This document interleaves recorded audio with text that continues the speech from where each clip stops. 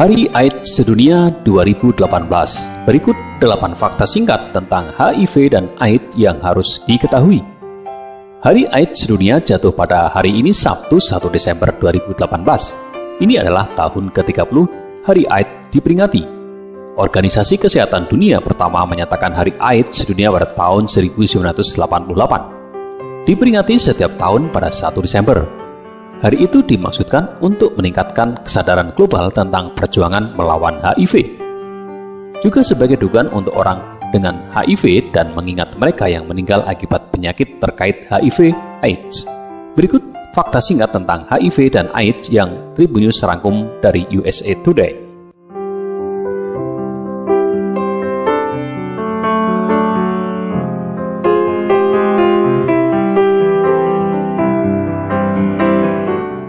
Pertama, kepanjangan dari HIV dan AIDS.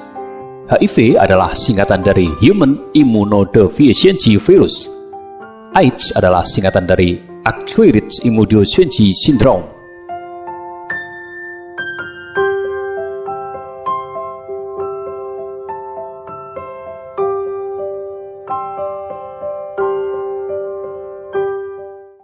Yang kedua, perbedaan antara HIV dan AIDS. HIV adalah virus yang dapat menyebabkan AIDS. AIDS adalah yang terakhir dari 3 tahap infeksi HIV. Menurut Pusat Pengendalian dan Pencegahan Penyakit, orang-orang pada tahap pertama infeksi HIV akut mengalami penyakit seperti flu dalam 2-4 minggu setelah terinfeksi. Itu bisa bertahan beberapa minggu. Orang-orang pada tahap ini memiliki sejumlah besar virus dalam darah mereka dan lebih mungkin menularkan infeksi. Tahap kedua, latensi klinis, menandai suatu periode di mana virus aktif tetapi hanya bereproduksi pada tingkat rendah.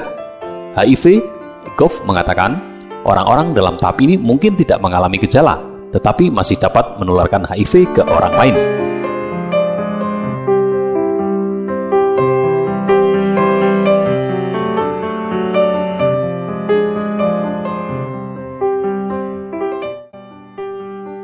Tahap ini bisa bertahan puluhan tahun, tergantung pada perawatan, tetapi bisa juga lebih pendek. AIDS, tahap ketiga, mengarah ke penyakit yang paling parah karena virus merusak sistem kekebalan sepanjang waktu. Kata CDC, rata-rata orang dengan AIDS yang tidak mendapatkan perawatan bertahan hidup 3 tahun menurut CDC. Perawatan pada ketiga tahap dapat mencegah atau memperlambat gejala dan mengurangi resiko penularan, kata CDC.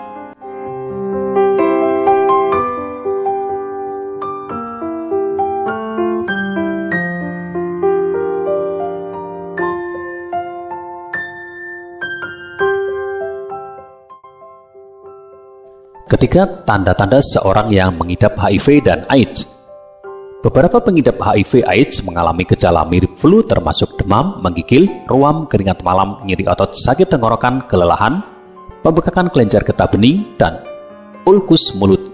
Dalam 2 minggu setelah infeksi, untuk lebih memastikan sebaiknya dilakukan tes. 4. Cara virus HIV menyerang tubuh. HIV menyerang sistem kekebalan Anda dengan mengurangi sel CD4 atau sel T, sehingga lebih sulit untuk melawan infeksi lain. Seiring waktu, HIV dapat menghancurkan banyak sel-sel ini sehingga tubuh tidak dapat melawan infeksi dan penyakit. Menurut HIV.gov dilansir dari USA Today, menurut HIV.gov, kondisi menjadi AIDS ketika jumlah sel T turun di bawah 200 sel per milimeter kubik darah, atau komplikasi terkait AIDS tertentu seperti infeksi berat muncul.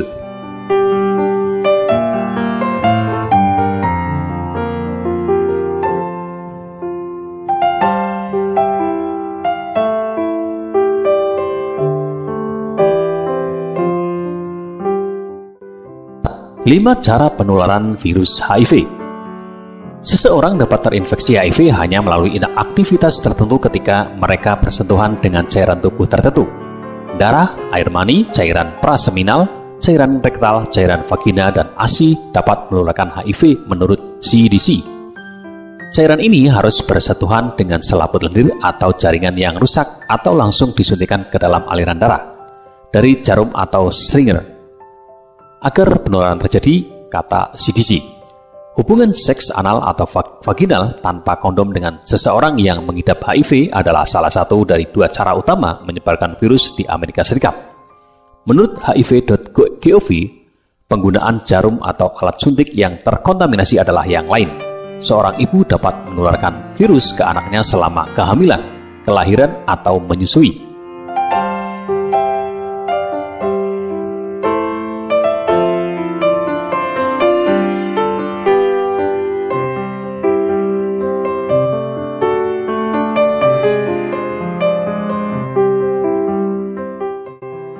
Itu juga dapat dikontak dengan dipukul oleh barang yang terkontaminasi dengan HIV. Cara lain yang jarang namun mungkin untuk menyebarkan HIV dapat ditemukan di sini. HIV tidak dapat ditularkan melalui air liur, keringat, atau air mata kecuali darah dari seseorang dengan HIV bercampur. Menyentuh, berbagi kamar mandi, berciuman, dan kegiatan lain tidak akan menyebabkan virus HIV. Juga tidak bisa ditularkan melalui transfusi darah.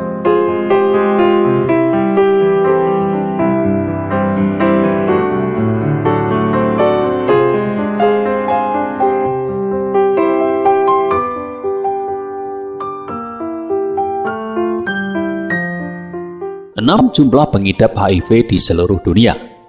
Menurut PBB, 36,9 juta orang hidup dengan HIV di seluruh dunia pada tahun 2017. Dari jumlah tersebut, 35,1 juta orang dewasa dan 1,8 juta adalah anak-anak. CDC memperkirakan bahwa 1,1 juta orang di Amerika Serikat hidup dengan HIV pada akhir tahun 2015. 15% tidak tahu mereka terinfeksi. Berdasarkan data dari PBB 2017, jumlah pengidap HIV/AIDS di seluruh dunia sebanyak kurang lebih 940.000 orang.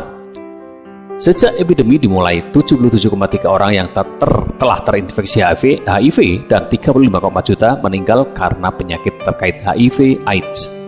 Menurut Organisasi Kesehatan Dunia, 940.000 orang meninggal akibat HIV/AIDS pada tahun 2017.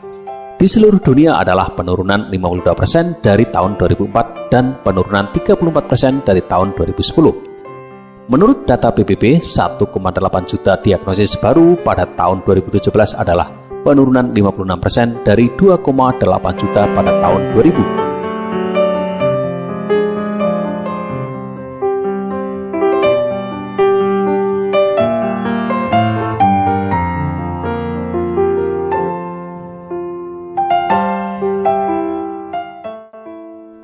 Yang ketujuh, apakah HIV/AIDS dapat diobati?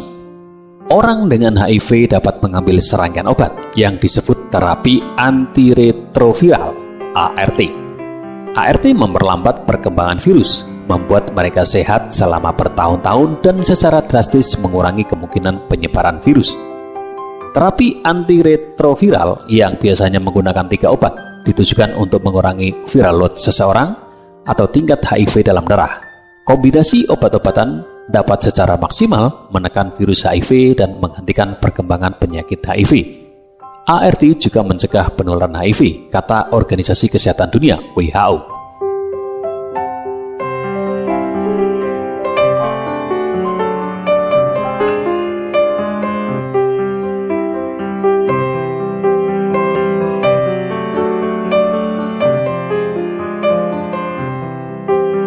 Jika viral load tetapi tidak terdeteksi, Anda secara efektif tidak memiliki resiko penularan HIV ke pasangan HIV negatif melalui seks.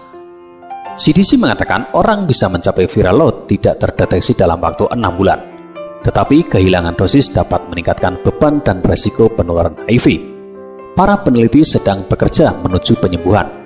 Jika obat ditemukan, kemungkinan akan mengambil satu dari 2 bentuk, menurut National Institute of Allergy and Infectious Diseases.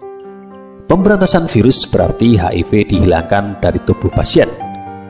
Pendekatan ini akan melibatkan mendorong virus keluar dari keadaan latnya sehingga sistem kekebalan yang ditingkatkan atau terapi yang diberikan dapat menargetkan dan menghilangkan sel yang terinfeksi HIV, kata NIAID.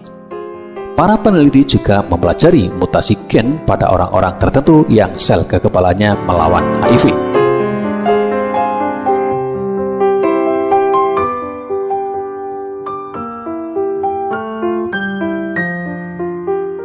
Obat fungsional atau remisi bebas ART yang berkelanjutan akan berarti bahwa HIV tidak dihilangkan, tetapi lebih ditekan ke titik di mana obat harian tidak lagi diperlukan.